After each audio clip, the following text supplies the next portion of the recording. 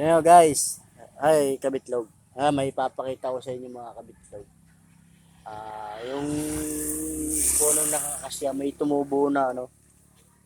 May isa pang kuan, sa taas tumubo. So yan mga kabitlog. Nakita niyo yung ugat na yan oh. Yan.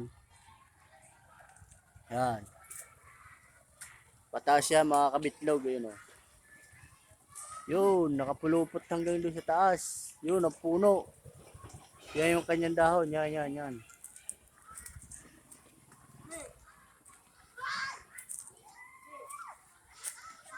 Yan mga kabitlog yung ano niya, yung puno. Yung pa na yan. Yung mag-green na yan. Yan, tumubo yan dyan sa may, sa may pinabutas ng, butas ng akasya. Yun, yung ugat niya, gumapang na sa sa baba, abot na hanggang lupa. Yun, yung kanyang puno. Siya mga kabitlog oh. Yan, yung puno niya mga kabitlog. Yan. Isinom ko mga kabitlog para makita nyo na Kaya mga kabitlog oh. Sa yan, dyan sa naputol yata yan na sanga. Nagkabutas yung niya, yung pinagputulan na sanga.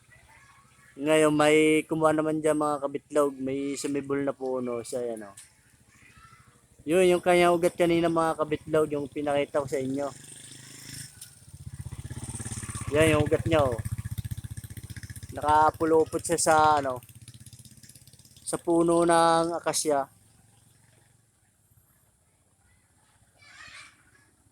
Yung mga kabitlog oh, yun yung kanyang mga sanga oh. Kanyang ugat. Yan. Kapulupot sa puno ng akasya. May may pamaypay eh. Ano bang tawag niya sa inyo mga kabitlog? Comment nyo naman. Sa mga kabitlog oh. Ang galing. Diyan na yan lalaki mga kabitlog. Hindi ko lang alam kung anong tawag sa puno na yan. Yan ang kanyang dahon. Ay madilim. Dilim, di kita. Hindi masyadong mano eh. Yan ang kanyang dahon. Kanyang itsura ng puno. Paki-comment naman mga kabitlog kung anong tawag sa kuan na yan oh. Kung anong tawag sa tumubo na yan dyan sa puno ng akasya. Siya yan mga kabitlog. Yan, dito lang muna kabitlog yung ating video. Naambon na uli. Sisilong muna tayo.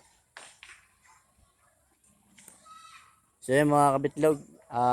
Peace out muna tayo mga kabitlog. And love tags. Bye bye.